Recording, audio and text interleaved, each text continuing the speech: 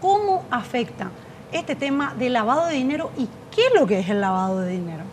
Bueno, antes que nada hay que mencionar que en nuestro país y en el resto del mundo la actividad ilícita denominada lavado de dinero justamente tiene esa condición de actividad delictiva, es decir, realizada por organizaciones criminales, y en ese marco obviamente hay efectos negativos, ya sea para la sociedad o para los países en general, entre los cuales justamente se encuentra, por ejemplo, el hecho de que el país sea catalogado por las organizaciones internacionales como un país no cooperante.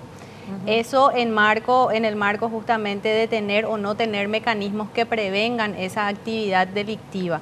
Entonces, para arrancar un poco, ¿cómo se entiende el lavado de dinero en este aspecto? Es justamente un proceso a partir del cual las organizaciones criminales pretenden introducir ya sea el dinero o el bien que proviene de una actividad ilícita en el circuito económico formal de un país.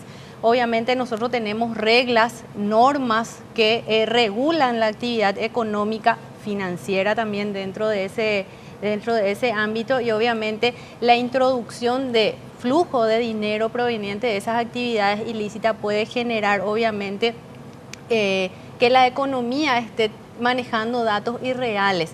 El poder económico que tienen estas organizaciones criminales es sumamente importante. Estamos hablando en promedio a nivel de estudios que hacen organismos a nivel internacional de que el dinero que se lava dentro de la economía mundial va de entre un 2.5 y un 5% del Producto Interno Bruto mundial. ¿Qué es lo que hacen usualmente con ese dinero? En realidad lo que hacen es justamente fomentar más la actividad criminal, porque en la medida que ellos tengan mayores recursos, eso se vuelve a invertir. En nuestro país en particular, y es justamente parte de nuestra base normativa preventiva, todo el dinero que genera, por ejemplo, el narcotráfico, o todo el dinero que genera el tráfico de armas, la prostitución, el tráfico de influencias, lo que conocemos como la coima, el enriquecimiento ilícito, que son algunos, ¿verdad?, de las actividades que nuestra normativa penal establece como base o como precedente para el lavado de dinero. Paraguay realmente hasta el 2008 estaba incluido en lo que sería la lista gris de países que deberían de cumplir con las recomendaciones internacionales sobre lavado de dinero, que son 40 dictadas por un organismo denominado Gafi, y en las 9 recomendaciones especiales sobre financiamiento de terrorismo, porque hoy en día hay que ser claros en el que tanto el lavado de dinero como el financiamiento del terrorismo hoy en día van de la mano, porque prácticamente utilizan los mismos mecanismos para poder cumplir con su efecto. ¿Son grupos separados o se trata del mismo grupo? No necesariamente, no necesariamente. Es decir, grupos terroristas que se pueden estar valiendo de grupos que trafican droga o trafican armas justamente y van complementándose. O trata de personas también, claro, ¿no? trata de personas. Por eso es que había dicho que en Paraguay en nuestro Código Penal establece cuáles son los precedentes de lavado de dinero, entre ellos justamente estas actividades delictivas. Y obviamente al tener un informe negativo del país en cuanto a cumplimiento, eso nos afecta de manera directa, negativa, al no ser un país atractivo para las inversiones. Normalmente nosotros hacemos un análisis desde el punto de vista de que Paraguay de por sí es un país netamente agroexportador, dependemos mucho del agro. Sí. Y para que justamente parte de la economía se pueda mover a través de la industrialización, ya sea de los productos que nosotros tenemos propiamente en el país o quizás otros, necesitamos de esa inversión extranjera. Desde el momento en que el país tenga altos índices, por ejemplo, de criminalidad, ya representa un factor negativo para que la gente tenga ganas de venir a invertir.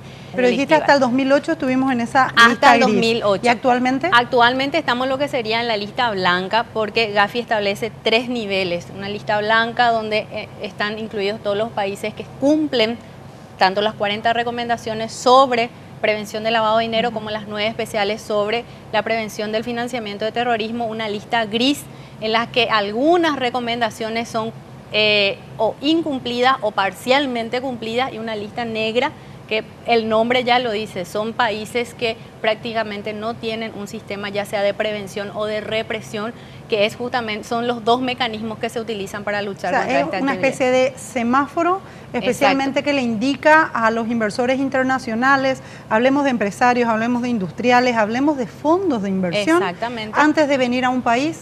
Bueno, uno de los puntos seguramente que están chequeando justamente es el punto que estabas mencionando. Es algo así como un rojo, verde, amarillo, ¿verdad? Exacto. Hoy estamos en verde. Estamos. Estamos hablando de el banco, la cooperativa, la financiera, la casa de bolsa. Dice, bueno, este cliente que ha declarado, me trajo su certificado de ingresos, tiene un ingreso promedio de 5 millones de guaraníes, debería de poder hacer operaciones, ya sea de depósito o ya sea de inversión, de hasta más o menos tanto. Y estaría en esa variable de su ahorro con respecto a lo que gana.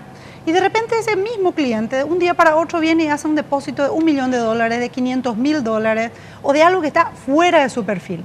Ahí es cuando eso se considera una operación sospechosa y se informa a quién. Bueno, ahí tenemos dos escenarios posibles en los cuales tienen que disparar justamente alertas con relación al perfil inicial de ese cliente, ¿verdad? Donde vos decís, bueno, este cliente va a mover, por darte un ejemplo, $10.000 al mes y una variación que podría ser entre el 20 o el 30% que yo le doy de margen, pero como vos decís, viene de la noche a la mañana, empieza a transar con la entidad $500.000. Ahí esa operación de $500.000 viene a configurar lo que se conoce como una operación inusual. ¿Inusual con relación a qué? Al perfil inicial que la entidad le estableció. Yo contacto con el cliente y le digo, necesito, ¿verdad?, documentar esta variación en base a la información inicial que yo tuve de usted. Entonces él me puede decir, sí, no hay problema, como dijimos anteriormente, pudo vender una casa, retirar la inversión de otro negocio, cobrar una herencia. Una herencia. Entonces, ese proceso o esa condición de inusualidad, una vez documentada, ya no existe ninguna sospecha. Entonces, ahí yo entidad bancaria.